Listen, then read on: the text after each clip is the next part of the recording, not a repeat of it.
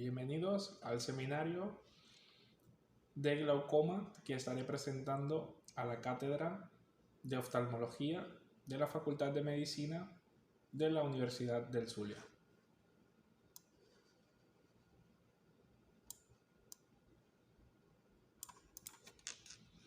Para dar comienzo, vamos a hablar de el glaucoma como un grupo heterogéneo de enfermedades que se caracterizan por el ahuecamiento de la cabeza del nervio óptico y el daño del campo visual.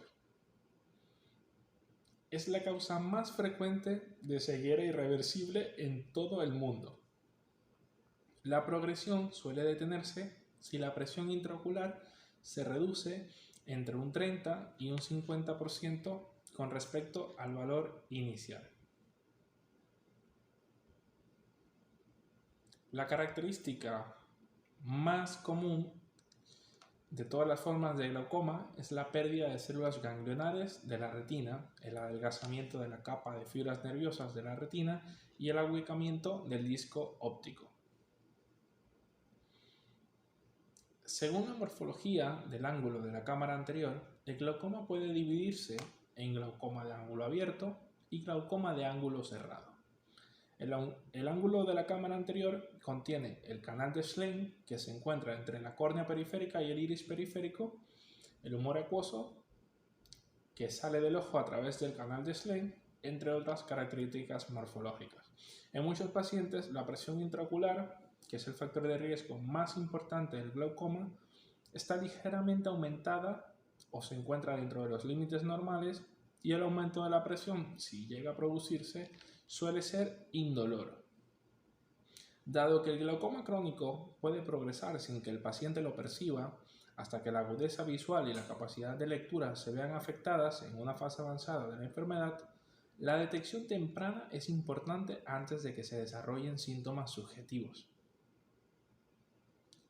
En este seminario pretenderemos esbozar la epidemiología, la fisiopatología, los síntomas, el diagnóstico y el tratamiento del glaucoma, y debatimos los posibles desarrollos futuros en esta área. En cuanto a su epidemiología, tenemos una prevalencia mundial estandarizada por edad en la población de 40 años o más, alrededor del 3 al 5%. Es decir, las formas crónicas de glaucoma son indoloras y los defectos sintomáticos del campo visual se producen tarde, por lo que la detección precoz mediante un examen oftalmológico es obligatoria. Epidemiológicamente hablando, tenemos que en 2010, de los 32.4 millones de personas ciegas en todo el mundo, el glaucoma fue la causa de ceguera en 2.1 millones. Es decir, fue la causa de ceguera en 6.5% de las personas. ¿Y por qué produce la ceguera? Es lo que vamos a estar hablando en adelante. Pero antes de seguir tocando temas epidemiológicos, les he traído esta imagen que básicamente introduce al tema, mostrando de forma muy clara la diferencia entre un disco óptico sano y un disco óptico patológico. A la izquierda podemos ver el disco sano, que tiene un borde neuroretiniano con una forma normal, con su parte más ancha en la región inferior y seguida inmediatamente de la región superior, la región nasal y finalmente la región temporal. En el disco óptico que observamos a la derecha, observamos un borde neuroretiniano mucho más delgado que en el disco óptico sano. Es decir, este es un disco patológico o glaucomatoso. Fíjense la diferencia tan evidente que tiene. Para continuar hablando sobre la epidemiología, tenemos que existe una estadística que es contundente con respecto a la importancia de esta enfermedad, y es que causa la discapacidad visual, que vamos a definir como la agudeza visual en el mejor ojo entre menos de 6,18 y 3,60 o más, en nada más y nada menos que 4.2 millones de los 191 millones de personas con discapacidad visual en todo el mundo, es decir, el 2.2%. Debido a que existe una asociación con la edad avanzada, la prevalencia global del glaucoma es menor en las regiones con poblaciones más jóvenes que en las regiones de ingresos altos con poblaciones de edad avanzada.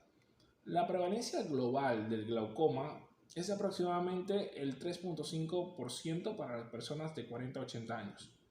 El glaucoma primario de ángulo abierto, con una prevalencia global de alrededor del 3.1%, es 6 veces más común que el glaucoma primario de ángulo cerrado, que tenía una prevalencia global de alrededor del 0.5%.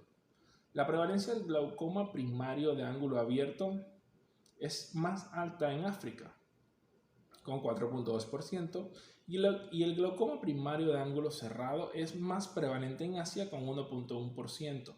Todas estas estadísticas pueden ser consultadas en la publicación que cito en el pie de página de esta lámina que están observando y que corresponde a un estudio observacional de tipo transversal que fue publicado en el 2019 en la revista The Lancet.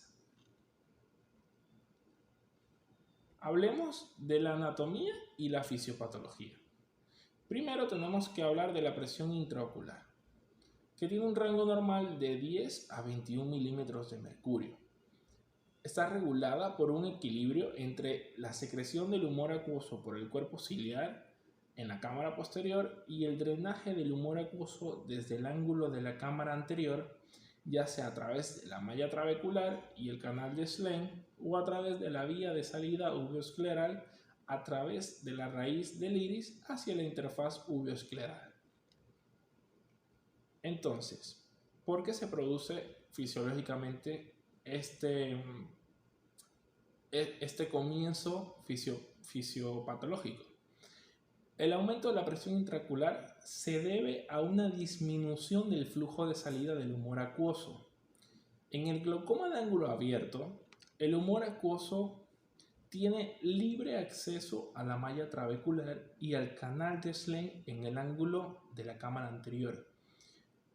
En el glaucoma de ángulo abierto secundario, la resistencia al flujo de salida a través de la malla trabecular y el canal de Slane está aumentada debido a una causa que es detectable mediante el examen del segmento ocular anterior. Estas condiciones incluyen también al glaucoma pigmentario y al glaucoma exfoliativo. En el glaucoma primario de ángulo abierto, el ángulo de la cámara anterior parece no tener importancia. Sin embargo, el nivel de la presión intraocular puede variar notablemente y puede ser tan bajo como 10 milímetros de mercurio. En el glaucoma primario de ángulo abierto pueden producirse daños en el nervio óptico en presencia de niveles normales de presión intraocular, y esta situación se ha denominado glaucoma de presión normal. En tales situaciones, la resistencia al flujo acuoso es normal o puede estar solo ligeramente aumentada. En el glaucoma de ángulo cerrado, el iris periférico está en contacto con la malla trabecular y la córnea periférica. El iris periférico bloquea el ángulo de la cámara anterior, de modo que el humor acuoso ya no tiene acceso al sistema de flujo de salida. Esta es básicamente la explicación del proceso fisiopatológico que está ocurriendo. La diferencia de presión se debe a una mayor resistencia al flujo del humor acuoso a través de la hendidura entre el iris y el cristalino, en asociación con anomalías anatómicas como el aumento del abombamiento hacia adelante del polo anterior del cristalino, un área de contacto ampliada entre el iris posterior y la superficie del cristalino, y una inserción anormal de la raíz del iris en el cuerpo ciliar. La neuropatía óptica glaucomatosa es común a todas las formas de glaucoma y se caracteriza por la pérdida del borde neuroretiniano y el ensanchamiento de la copa del disco óptico. El disco óptico, también llamado cabeza del nervio óptico, está situado a 15 grados nasalmente respecto a la fóvea, es decir, el centro de la mácula, y permite la salida del ojo de los axones de las células ganglionares de la retina.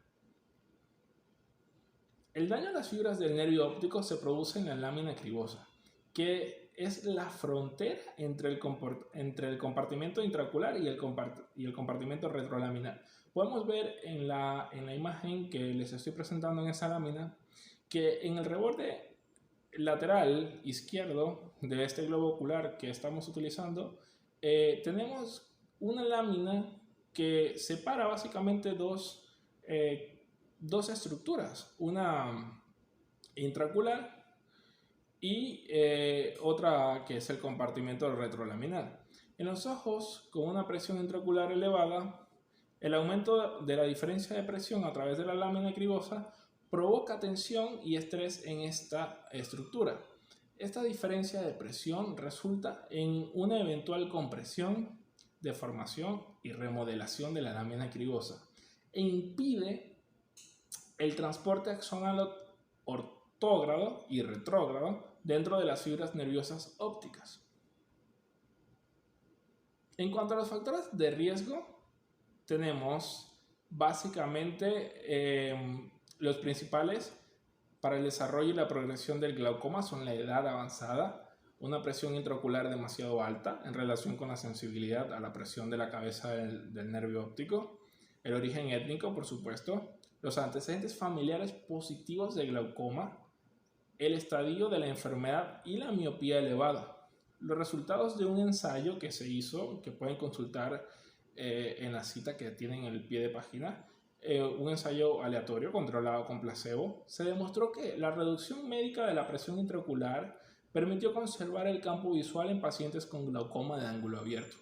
Del mismo modo, la prevalencia de glaucoma primario de ángulo cerrado aumenta con la edad. En todos los orígenes étnicos, los individuos de ascendencia africana tenían la mayor prevalencia de glaucoma y de glaucoma primario de ángulo abierto. Teniendo en cuenta los resultados de estos estudios genéticos, la evaluación de los antecedentes familiares de glaucoma es clínicamente muy importante. El hecho de tener un familiar de primer grado con glaucoma se ha asociado sistemáticamente con un mayor riesgo de glaucoma primario de ángulo abierto en las encuestas de prevalencia. Los hermanos de las personas afectadas tienen un riesgo casi 8 veces mayor de padecer glaucoma primario de ángulo abierto y hasta 5 veces mayor de padecer glaucoma de ángulo cerrado, en comparación con los hermanos de las personas afectadas. Dado que las formas crónicas de glaucoma son indoloras, que los defectos medibles del campo visual no se desarrollan en una fase temprana del glaucoma y que los defectos generalmente no se producen en localizaciones homónimas en ambos campos visuales, la autodetección del glaucoma por parte de los individuos afectados suele producirse en una fase tardía de la enfermedad. Hablando del diagnóstico, la base de la detección del glaucoma es sin duda el examen de la cabeza del nervio óptico y de la capa de fibras nerviosas de la retina. Los cambios glaucomatosos de la cabeza del nervio óptico incluyen la pérdida del borde neuroretiniano, lo que lleva a un aumento sin dudas de la copa óptica, la profundización de la copa óptica que, dicho sea de paso, es parcialmente reversible si la presión intraocular se reduce a niveles normales, entre otros, como el adelgazamiento de la capa de fibras nerviosas o las hemorragias, son simples signos de progresión de la enfermedad. Estos cambios pueden evaluarse mediante durante un simple examen oftalmoscópico o mediante técnicas de imagen. En cuanto al tratamiento, lo vamos a dividir dependiendo del glaucoma. El glaucoma de ángulo abierto, en el glaucoma de ángulo abierto, el único tratamiento probado y que generalmente es aceptado para reducir el riesgo de progresión de la neuropatía óptica es reducir la presión intraocular.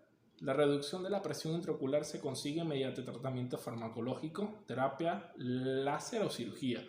El objetivo es reducir la presión intraocular hacia un nivel objetivo individual en el que sea improbable una mayor progresión del daño del nervio óptico glaucomatoso. La presión intraocular objetivo para un ojo concreto se calcula en función de la presión intraocular previa al tratamiento, la gravedad del daño, la presencia de factores de riesgo de progresión, la esperanza de vida y los posibles efectos adversos del tratamiento. En el glaucoma primario de ángulo cerrado, el tratamiento del cierre agudo del ángulo difiere profundamente del régimen terapéutico del ángulo abierto.